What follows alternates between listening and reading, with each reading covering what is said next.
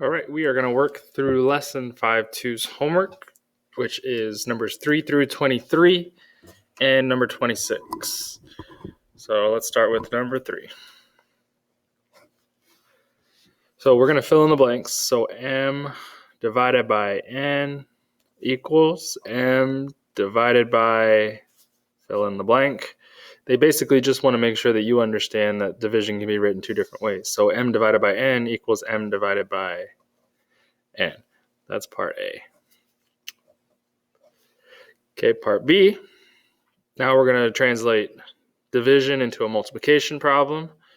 And so m divided by n equals m times. So dividing by n is the same as timesing by. You flip it. So we have n, which is the same as n over 1. And so when you flip n over 1, it's 1 over n. So m divided by n is the same as m times 1 over n. All right, similarly on number 4, so we have p over q divided by r over s. That equals, you could write it differently side by side, p over q divided by, says the exact same thing. So we're going to keep everything exactly how it is. We're not flipping anything. It's just r over s. Now for part B, this being part A, now we're going to change it to multiplication. So p over q divided by r over s equals p over q times, now you got to flip it. Okay, so dividing by r over s is the same as multiplying by s over r. So that's the answer there, here, here, and here. All right, kind of along the same lines now, number 5. We just have numbers to deal with. We're going to simplify it. So we have 4 over 5 divided by 5 over 6. We can rewrite this as multiplication. So instead of 4/5 divided by 5/6, it's 4/5 times 6/5. I'm always going to double check and see if there's anything I can simplify early. In this case, there is not. So I'm just multiplying straight across, and I'm going to get 24 on the top, 4 times 6, and then 25 on the bottom from 5 times 5. That is fully simplified, so I'm done. Number 6, 4 over x divided by x over y. Rewrite it. 4 over x times, so when you change division to multiplication, you have to flip this, take the reciprocal, so it's y over x. And so we cannot cancel these x's because they're both on the bottom. You're multiplying straight across. There's nothing I can cancel from the top to the bottom. And so straight across, I'm going to get 4y over x squared. X times x is x squared. That's fully simplified. Number 7. So we have 3a over 2 divided by a over 2. Same thing, we're going to translate this. So 3a over 2 times, so when I change division to multiplication, I have to take the reciprocal. So it's 2 over a. Now I have things that can cancel because of the way they're lined up. The a cancels an a on the bottom. The 2 cancels a 2 on the bottom. The only thing left is 3. It's up top, so it's 3 over 1 technically, so we can just write 3.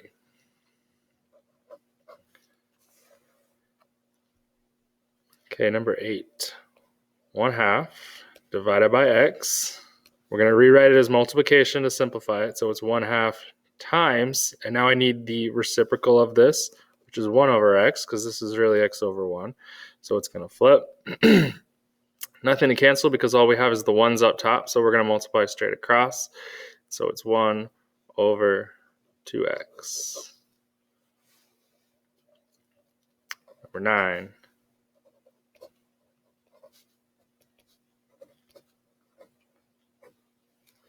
So m over 30 divided by n over 84. We're going to change this again to multiplication. So the first one stays the same. Oops, 30. And so this one has to flip. So 84 is going to go on top. N goes to the bottom. First one stays the same. And I can't cancel any of the variables or anything like that. I do have 84 and 30. So if you want to run it straight across, you're going to have 84m over 30n. Now that can be simplified even further. Clearly, these are even numbers. You could divide by 2, but I'm sure there's something better to divide by that'll get us there faster. So let's just go use a little shortcut on the calculator. You're going to go ahead and pull up your fractions. So alpha x right next to it. Just go ahead and put in the 84 and the 30, and you're going to get 14 over 5. So my final answer when I simplify this is 14m. Make sure you keep the variable up there, over 5n.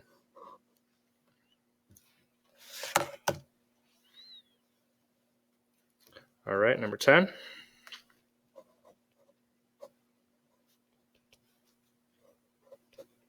So we have division. First thing we need to do, we cannot cancel anything until we flip. Okay, that's the biggest mistake that you're all going to make, is you're going to want to start canceling stuff right off the bat. Now in this specific one, nothing's canceling off the bat anyway, but there's going to be times you're going to have a v up here and a v down here, and you can't cancel it if it's division. That property only works when it's multiplication. So the very first thing you need to do is change this to multiplication, flip this one, and now you can start canceling. So v cancels v, 25 and 5. They don't cancel each other out completely. You're dividing by 5, so we're going to get a 5 up here. You're going to get a 1 down here. The 8 and the 2 also cancel each other out. So dividing those by 2, I'm going to get a 4 up top and a 1 on the bottom. So I've got all 1s, and so there's no more variables. So when I multiply straight across, it's going to be 20, and there's a 1 on the bottom. You don't have to show that piece right there, but it is just going to be 20. Now, let's say that you don't like this canceling early stuff. Then you could multiply 8 times 25, and that's 200. And then on the bottom, it would have been a 5 times a 2. And so you would have got a 10.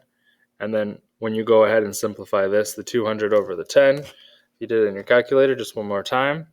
Alpha x brings up your fraction, 200 on top, 10 on the bottom is just 20. So if you want to just multiply across at the beginning and then simplify that number, it works just as well.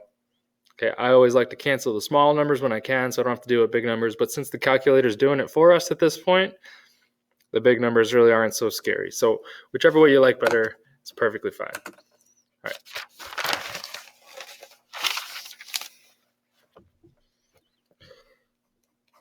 Number 11, all of a sudden we've got pi here. So 3 pi over 5 divided by 6 pi. Now before you get worked up on how am I going to use pi, where's my pi button, stuff like that, let's see what happens. So it's this fraction divided by this. Now this is like over 1 because it's a whole number, 6 pi. And so when I go to flip it, it's got a 1 there. So when I change this to multiplication, it's 3 pi over 5, the first fraction. Division becomes multiplication. This one has to flip. So the 1 goes on the top, and 6 pi goes on the bottom.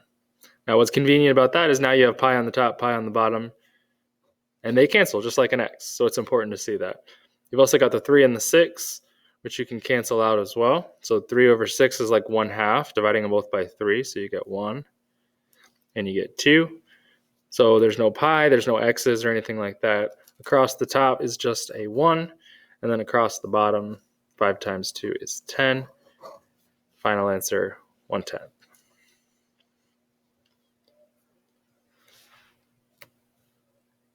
Okay, and number 12 is just kind of examining what's going on. Both Cody and Troy started with this equation, 3/8 x equals 15. They both used different methods to solve. They both got the same answer. Explain why they got the same solution. So when you look at this one, starting with this equation, he saw that 3/8 times x was given to him. So to isolate that x, he's going to do the opposite of what he sees. So since he sees multiplication, he's going to just divide by the coefficient, 3/8. When you divide by 3/8, it's the same as multiplying by 8/3, and then you get 40. Well, this guy over here, instead of writing this as division, he just knew the special case. If I want to get rid of this coefficient of 3/8, I can just go ahead and multiply by the reciprocal. But in the end, look at what you're actually doing. The final computation that you make is 15 times 8/3. Over here, it's 15 times 8/3. So it's just two different ways of thinking about it. In the end, it's the same math, and you're going to end up with 40. Okay, so if you were going to put this into words, you would say something about dividing both sides of the equation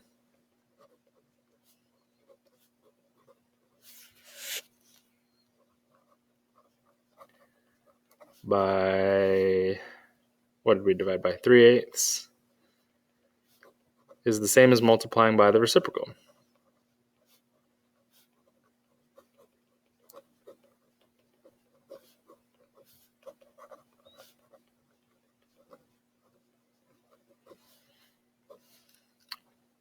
All right, that's all we're looking for there. 13. So the area of a rectangle, so first of all, when you have a rectangle, you're multiplying the two side lengths together. It says the area of the rectangle with side lengths of m and 4/23 is 16. So multiplying these two together is giving me the area of 16. So if I'm going to write this out, you could write m times this, but traditionally we always just put that coefficient in front. So I'm going to write it like this. This says 4/23 times m equals 16. So it's pretty similar to what we're looking at here on number 12. Okay, it's just different numbers. So you have two options when you solve it. If you want to divide both sides by 4/23, that's going to work. Or you can just go ahead and multiply by the reciprocal. Now when you look at it, you're going to end up doing the same thing in the end, so you might as well save yourself some time. So I'm going to go ahead and multiply both sides here by the reciprocal, so 23/4. Just a reminder on why this works is because over here you would get whatever the product of 23 and 4 is on the top, same number on the bottom. Any number over itself is 1. So you end up with a 1m, which is what we want. So we have m equals, and you just go ahead and you can plug that in your calculator. Now you can do this in two pieces. Let's say you didn't have a fancy calculator. You just do 16 times 23. Get that answer on top. You end up dividing it by 4. You do have the fancy calculator, you can just type in the fraction, 16 times 23/4, and it's going to come out to 92.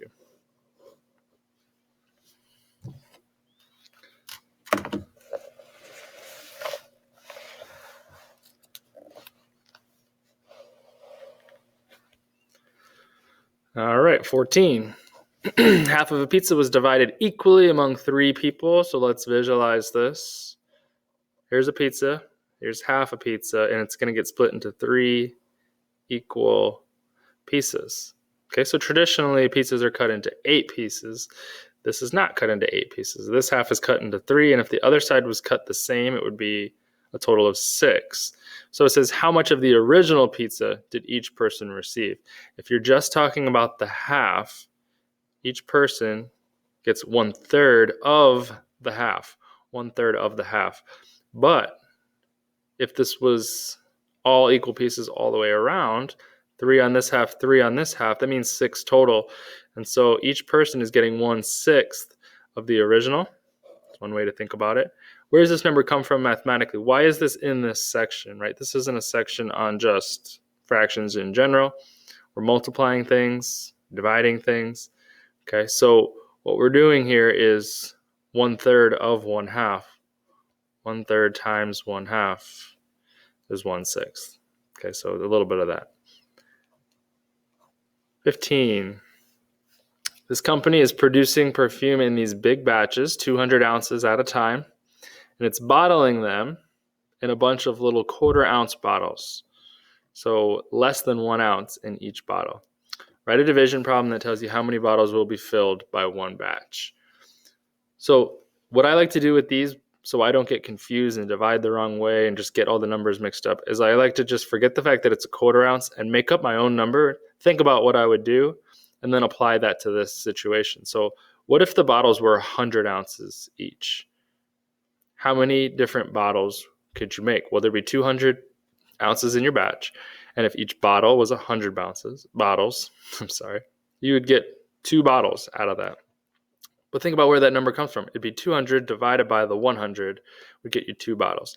So that tells you what you're doing. Use numbers that make more sense. I'm just dividing the 200 by the 100. So that means I'm dividing the 200 divided by 1/4, which is 1/4. So that's the math that we actually got to do. So this is 200 over 1.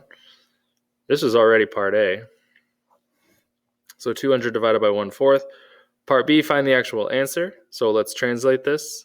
It's 200 over 1 times the reciprocal, 4 over 1. So we're just going straight across. And so that's 800.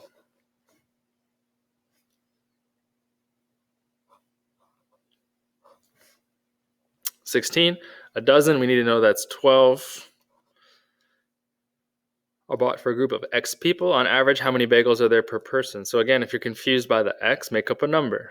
Let's say there's 6 people. There's 12 bagels, 6 people. That means each person gets 2. So what did I do with those numbers? I did 12 divided by 6 gets me 2. I took the 12, the total, and divided by how many people there were to find out, on average, how many there are per person. So to answer the question, it's the 12 divided by the number of people, which is X. So it can be a little confusing when it's not actually a number, but that's all it is. All right, 17. Simplify the expression. So B divided by 1 over B. If it helps, go ahead and put this over 1 right now. Translate this now. B over 1 times. So this is one of the places that somebody would want to start canceling early. You can't do it until it's multiplication. So we need to flip this. So it looks like this. So it's over 1, which is just a whole number. B times B is B squared.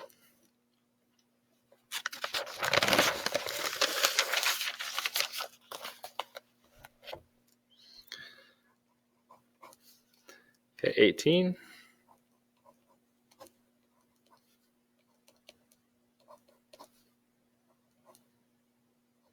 So first thing, before I start trying to look for anything that's going to cancel or anything like that, I'm going to translate this into multiplication. So I have to flip this. And now when you look at this, the x's are going to go away. They're going to cancel each other out. The y doesn't cancel with anything, so it will end up in our numerator. And 47 over 21, at first glance, I'm trying to think what goes into both of those. So if you can't think of anything, let's plug it in the calculator, 47 over 21. And you'll notice it just gives the number right back to you, which means it's already fully simplified. You can't go any smaller than that. And so that's our final answer, 47 on top, 21 on the bottom, and we're done.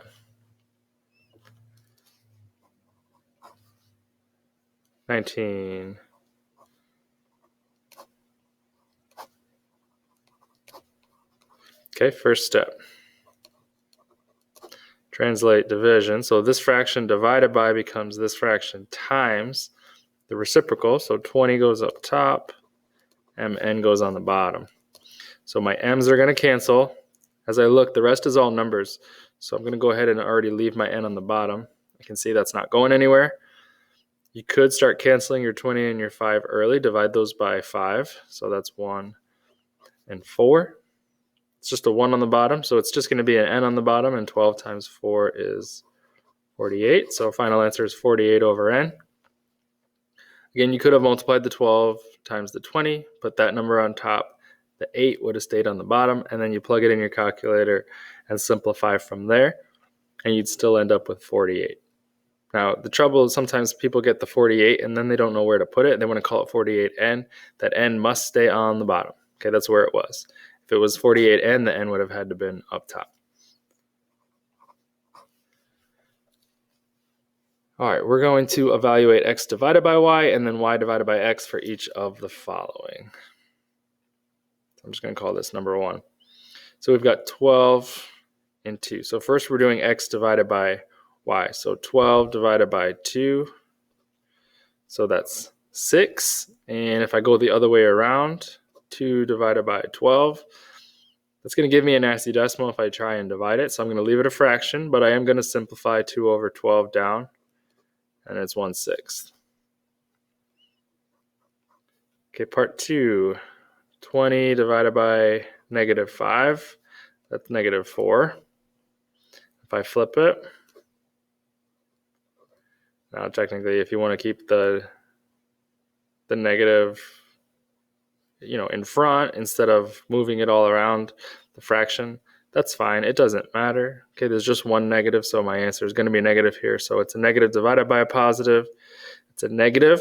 And this, again, you could put the decimal version, but for the sake of what we're doing here, I'm going to go ahead and write it as a fraction. And so 5 over 20 simplifies to 1/4. I want you to see the correlation here. That's what they're going to talk about here in part C. All right, and the third one, we've got 2/3 and 4/5. So 2/3 divided by 4/5. This one's going to take a little bit more work. I'm going to need to rewrite this. So 2/3 times, flip it, 5 over 4. So I'm going to go straight across. You could cancel early here if you wanted to. So you're going to get 10 over 12, which simplifies to 5/6.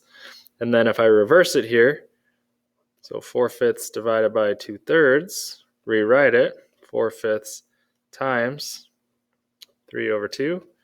Now I get the 12 on top and I get the 10 on the bottom. So that's going to go down to 6/5. So you get 6 and 1/6, -4 and -1/4, 5/6 and 6/5. They want you to see the pattern. That's kind of what they're getting at here. So all of this is part A. Part B, do your answers indicate that division is commutative? So going back to a vocabulary word we haven't done in a while, commutative means you can go either direction, you can change the order. So if I change the order of division, do I get the same answer? No, I'm getting different answers when I flip them all around.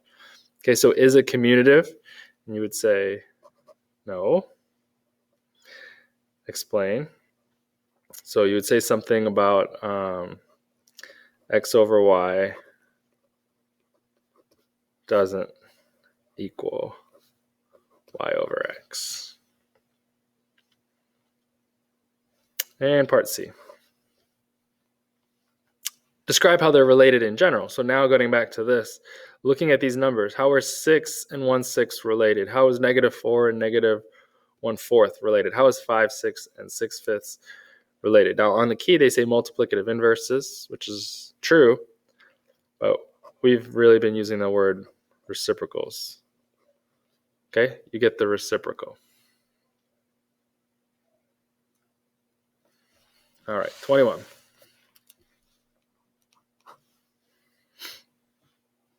So we're going to multiply and simplify. Now just looking at this, we've got parentheses, which is telling me to do this inside here first. But it is multiplication, and out here is multiplication.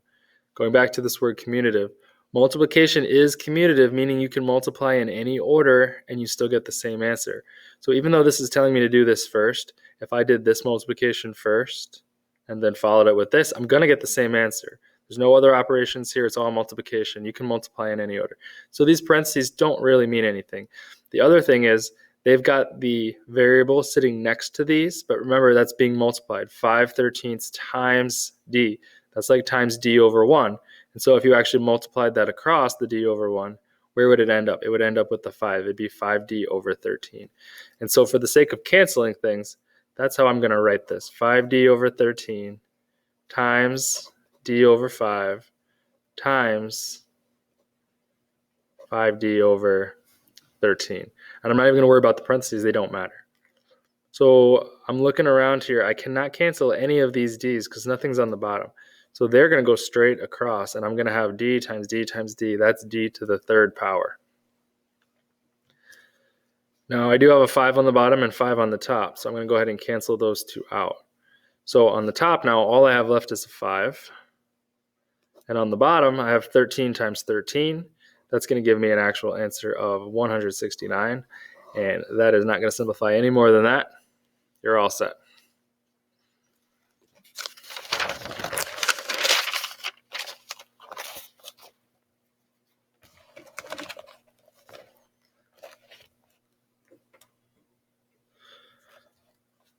Okay, 22. We're looking at the graph on the right, comparing A and B, their computers, how much they're worth. Okay, the first one costs $1,600 when you buy it, but you can see eventually it's worth less. And the first one, the other one, letter B, costs $1,200 when you buy it, and it kind of holds its value longer. At a certain point, it's actually worth more than the other one. So this one's worth more at first. This one's worth more after a certain number of years. So it says which computer is decreasing in value faster. And it doesn't ask you to explain. So the answer there for letter A is computer A. You can see the price is dropping pretty quick per year. So part B now, how much does the value change each year? And so every single year, you can see it's hitting exactly on these little marks here, so that's helpful. So in 1 year, it went from 1,600 to 1,200, and 1,200 to 800, and 800 to 400, and 400 to 0. So that is 400 per year. Letter C, about how many years do they have the same value? So where do they hit? Right here between 2 and 3. So let's just say 2.5 or 2.5. In letter D, suppose you buy these and you wish to sell one of them after 3 years. For which computer will you get more money? So when you go over to 3 years, you can see the one that's worth more money, that's higher up here, is computer B. It says about how much more will you get for it. So just looking at this one's 400. It's kind of hard to tell what this one is. Let's say you were just guessing and you said it's exactly halfway up, so it's worth 500. This one's worth 400. If you said $100, that's fine. Now the book said 80. If you actually went in here and wrote the equations for these with slope and intercept, which we haven't really studied yet, you did it in Math 8, but we really haven't studied it yet, then you could kind of figure it out. But we're not going to get too far into that. If you said 100, that's fine. If you said 80, that's fine. It says about how much. So when it says about, you're kind of just guessing anyway. So either one of those is fine.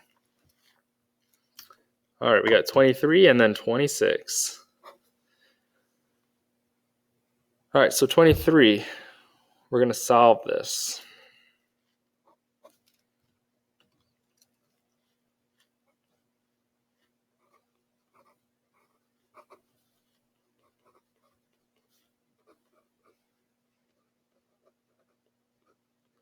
So first of all, anytime I'm solving this, even though this looks goofy with the decimal, they're both V's, so they do need to go together. This is a 1V. So when you put a 1 and a 0.06 together, it's 1.06. And that should look familiar because that's how we express percents.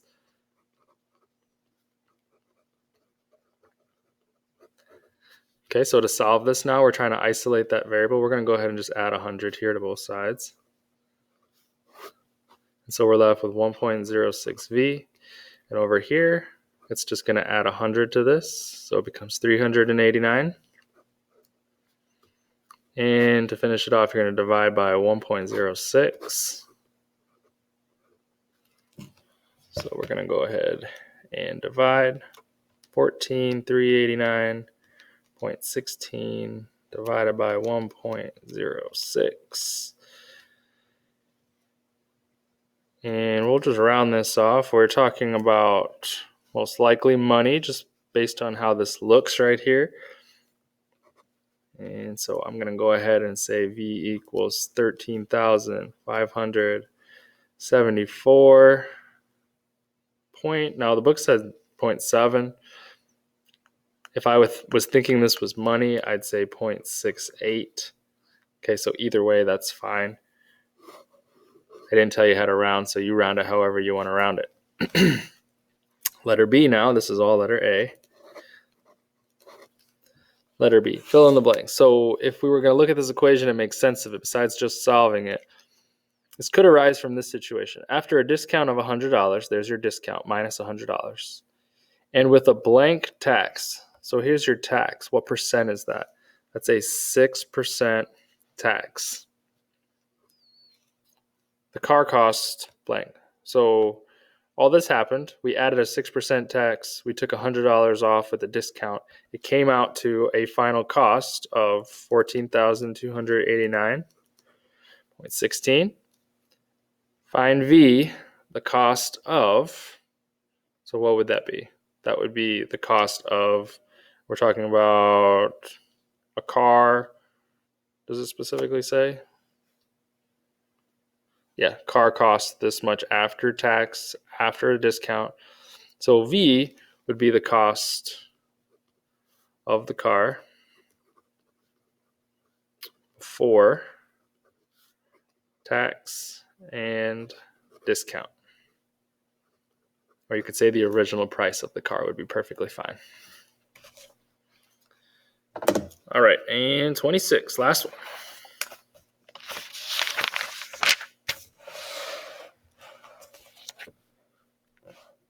Okay, a circle has a radius of 1.2 meters.